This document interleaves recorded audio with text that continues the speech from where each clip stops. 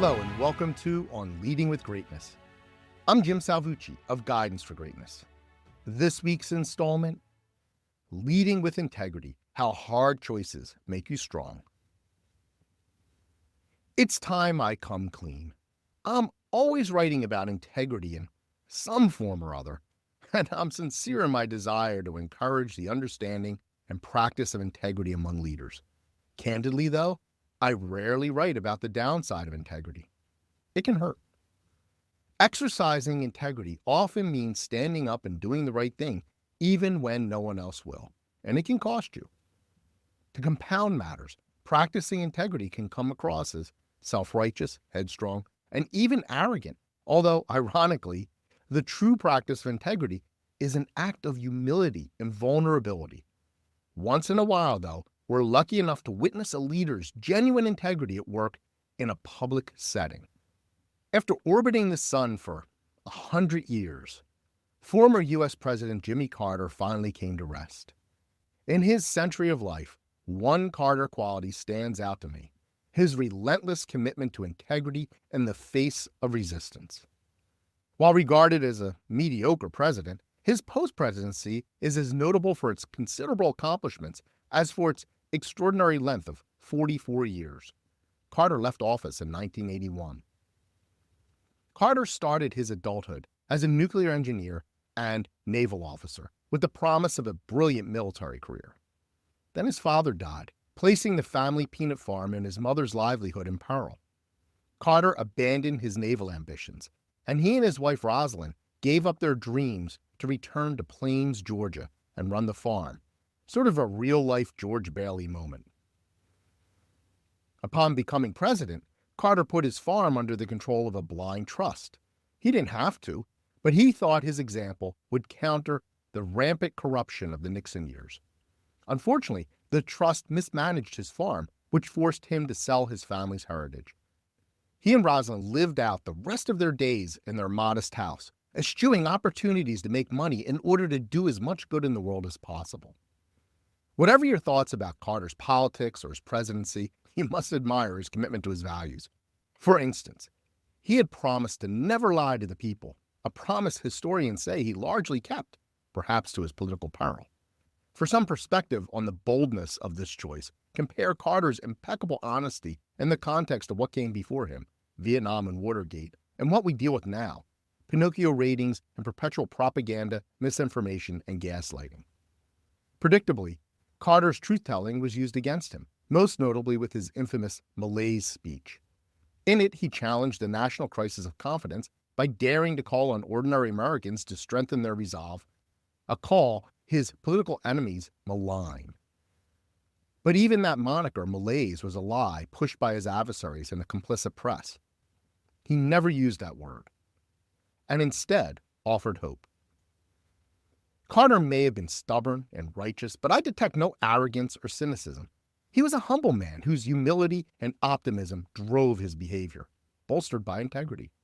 Even in his post-presidency, instead of churning out self-serving and self-enriching books like so many of his fellow ex-presidents, he authored over 30 volumes on the state of the world, morality, aging, and religion. He even penned a children's book. Carter built houses for the poor, traveled the world to promote justice and democracy, and practiced diplomacy. He could have retired in peace, but he dedicated himself to the cause of peace, winning the Nobel in 2002.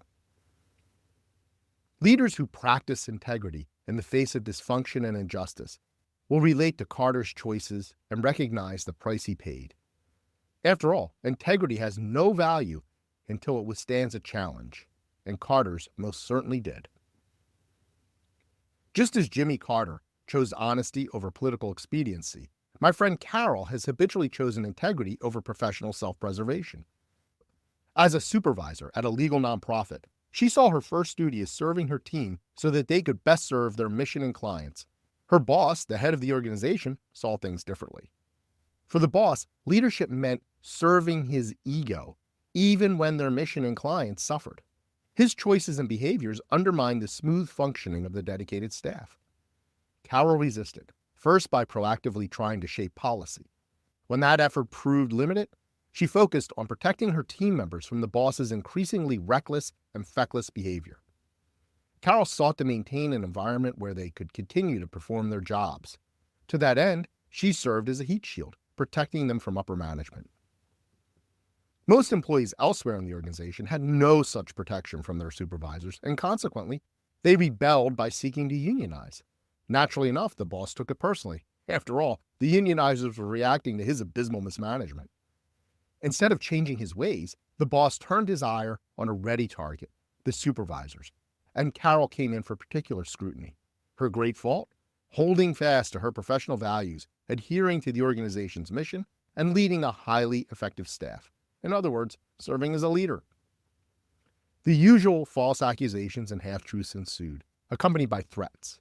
Fortunately, an unexpected off-ramp emerged, and Carol left that untenable situation. She was lucky. I've been in similar binds myself with less immediate recourse. Perhaps you're wondering why, as someone who regularly encourages leaders to practice integrity, I would highlight the downside of that practice. It's simple. My integrity demands that I be transparent. Also, logic dictates that the more awareness leaders have of such perils, the better prepared they will be. Think of Jimmy Carter. The easy path was dishonesty, but he practiced integrity at the cost of his ambitions and reputation, which only strengthened his resolve. The same with my friend Carol. She had ample opportunity to knuckle under, as had so many of her colleagues, but she stuck to her values by protecting her team members and their work from the boss's ire.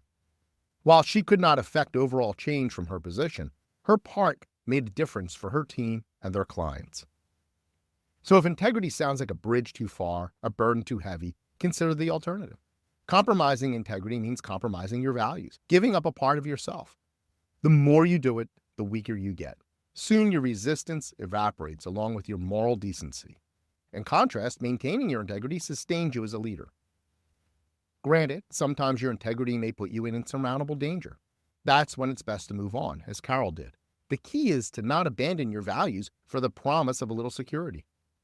Practicing integrity in the face of challenges requires boldness and grit. That's the bad news. The good news is that the more leaders maintain their integrity under pressure, the stronger it gets. Furthermore, sustaining your integrity in the face of challenges inspires others to do the same. It can change the world. If that sounds naive, again, consider the alternative. Abandoning your integrity is terminal. Conversely, upholding your integrity amidst the onslaught of challenges and temptations strengthens it and helps you thrive as a leader. For true leaders, integrity is not just a nice thing to have, it's a necessity. How would you describe your commitment to integrity? Has your integrity ever been truly tested? Great leaders need to understand and prepare for the price of exercising integrity, and I can help. Unlock the great leader within. Download my free resource, the Transform to Greatness Toolkit, now at thegreatleadershiptoolkit.com. I look forward to hearing from you.